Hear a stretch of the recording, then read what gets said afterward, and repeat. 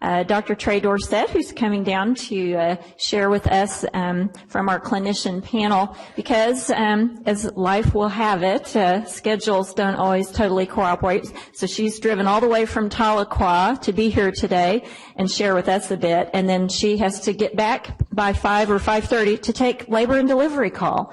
So Dr. Trey Dorsett is from Cherokee Nation W.W. Hastings Hospital, is an OBGYN, and is going to share with us for a little bit. Thank you. Good afternoon, everybody. When Becky asked me to come and talk to you guys, I could think of no other thing that I would want to do, because she was so instrumental in me being successful with breastfeeding my children during residency for 3 years. And so I'm happy and honored to be able to come and talk to you all today. In 2012, the Cherokee Nation adopted a Healthy Nation campaign, and a few years after that, we decided as a whole that breastfeeding and knowing how important breastfeeding is to mothers, infants, and along the health spectrum of people and patients, that should also be something that we adopt into our nation and try to filter out into the community. We started our baby-friendly policies in the spring and summer of 2013. And around November of 2013, we did some numbers and looked to see mothers the first time had ever breastfed, 63%. A year later, we had increased that to about 83%. And so we are hoping to get to 100%, because 83%, while that is better than where we were before, we still feel like we have room to grow. The main thing that we have done, and as a clinician that I can see that has made a difference in our patients, is education and repetition. And that education started with the providers, from our clerks, from our LPNs, RNs, physicians, PAs, midwives. We all started we started hours of breastfeeding and made sure that everyone was on the same page.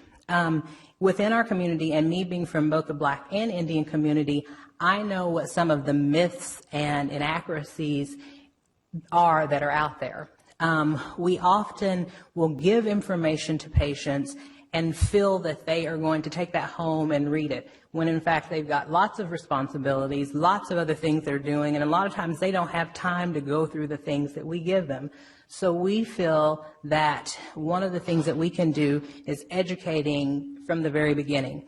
We're privileged to be able to see our patients early trimester most of the time. And so from that very first visit, when they first come in and we say, "Congratulations, you're pregnant," we assume that they are going to be a breastfeeding mother, and we treat them that way. We start talking to them, they see a clinician that same day, and we repeat it again. And it's that repetition, I think, that possibly gets it into their head that this is important to them, because they keep saying it, and everyone keeps saying it. It's not just coming from one person. It's not just me throwing it in at the end of the visit, but throughout their whole prenatal care.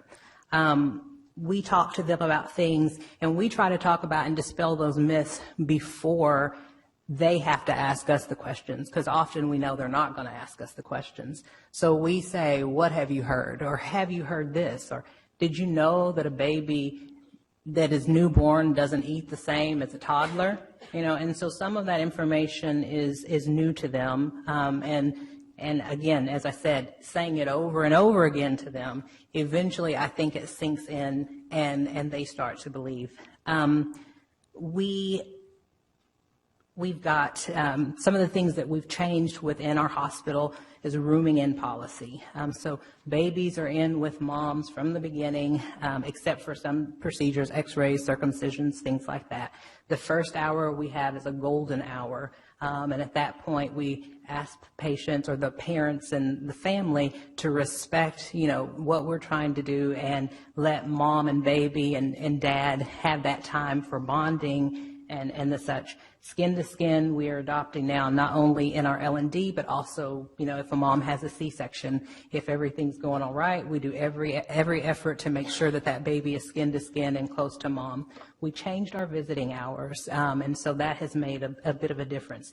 In terms of education and education family, it's very important to get moms, parents, everyone involved that wants to come in. We have breastfeeding support groups. We have prenatal breastfeeding classes. So all of that's adopted. It's there at the hospital, available free of charge for anyone in the family or anyone who wants to come in to see it. Again, like I said, we no longer give pacifiers to the babies unless they are having something painful, blood draws, circumcisions, those types of things. If moms eventually decide that they want to they want to bottle feed or supplement, we again talk to them about the benefits of breastfeeding, and they actually sign a paper understanding point by point what we've talked about. When we talk to women about, there's no one that doesn't have someone in their family with diabetes, hypertension, cancer. When we bring it back down to them, their health, not only their baby's health, but their health long term, I think sometimes it changes it. And then certainly there's that money aspect too of what you can save, but the real thing is the health of your baby. You've carried this baby this long. You love this baby before it was even here. You want to do the best thing for it. Let me tell you what I know about it. And so those are some of the things that we have instituted and changed, and we see positive. In fact, it is now rare for me to run into a patient who says that she is not going to breastfeed and is adamant. So we are looking forward to our numbers in the future, and we hope that we can use what we've done to kind of filter out to the rest of the world, not just the Cherokee Nation, because it's going to benefit everyone overall. So, are there any questions? Thank you very much. Hope to see you next year.